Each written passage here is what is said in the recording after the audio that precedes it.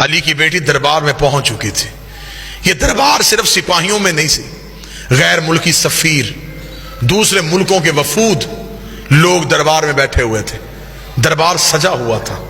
ان وفود میں، ان غیر ملکی سفیروں میں عیسائی بھی تھے، یہودی بھی تھے، مجوسی بھی تھے. انہوں نے پوچھا یزید یہ کون ہے؟ اس نے کہا محمد کی بیٹی. اس کا تو نے کیا کیا؟ اس کا میں نے نبی کے بیٹے کو قتل کیا. انہوں نے کہا کیوں قتل کیا؟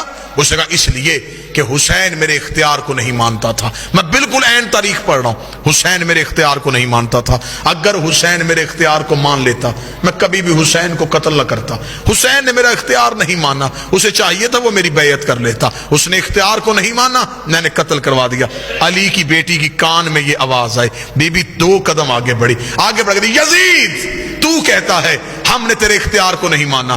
تیرے دربار میں روشن دانوں سے ہوا کا شور آ رہا ہے. میں تجھ سے بات کرنا چاہتی ہوں، تھوڑی دیر کے لیے ہوا روک. جب بی بی نے کہا تھوڑی دیر کے لیے ہوا روک، یزید کہتا علی کی بیٹی میں ہوا کیسے روکوں؟ بی بی نے کہاں ہے تیرا اختیار؟ تو کہہ رہا تھا کہ تیرا اختیار ہم نے نہیں مانا. اختیار آزما. روشن دان سے ہوا روک. اس علی کی بیٹی یہ میرے بس میں نہیں. بی بی نے کہا تیرے دربار میں سپاہی گھوڑوں پہ بیٹھے، گھوڑے سم اٹھا کے زمین پہ مار رہے ہیں، سموں کا شور آ رہا ہے، تھوڑی دیر کے لیے سم روک. اس علی کی بیٹی میرے بس میں نہیں. جملہ بی بی نے اتنا وزنی کا کھڑے بھی ہو جو جملے کا قد بڑا ہے. بی بی دیکھا دی تیرے جانور بھی تیرے اختیار میں نہیں. تو انسانوں پہ اختیار کی بات کر رہا ہے، تیرے تو گھوڑے تیرے اختیار میں نہیں. یہ کہنے کے بعد بی بی کا تیرے دربار میں اونٹ کھڑے، اونٹ گردنوں کو ہلا رہے ہیں، گلے میں گھنٹیاں ہل رہی ہیں، گھنٹیوں کا شور آ رہا ہے. تھوڑی دیر کے لیے اونٹوں کی گردنیں روک. اب غیر ملکی سفیر سن رہے تھے، پورا دربار سن رہا تھا، اور اکیلی علی کی بیٹی بول رہی تھی.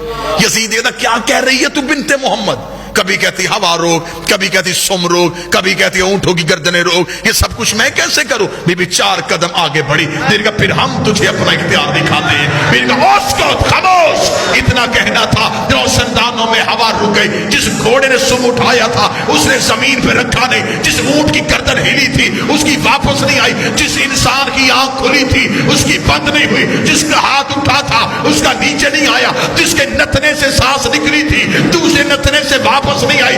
انسانوں کے دلوں کی دھڑکنیں ان کے کانوں میں سنائی دینی شروع ہوئی.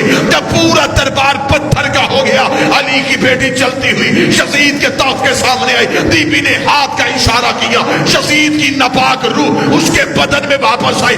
اس نے پورا دربار پتھر کا دیکھا کہ ہر چیز اپنی جگہ پر رک چکی ہے، بھوک کا عالم ہے. یزید کے چہرے پہ موت کی ضربیں آئی. اس نے تخت پہ بیٹھ کر علی کی بیٹی مجھے معاف کر دے، علی کی بیٹی مجھے موت نہ دینا، علی کی بیٹی مجھے معاف کر دے. بی بی 2 قدم آگے بڑھی. بی بی نے کہا اب بتا کہتی تو ہے یا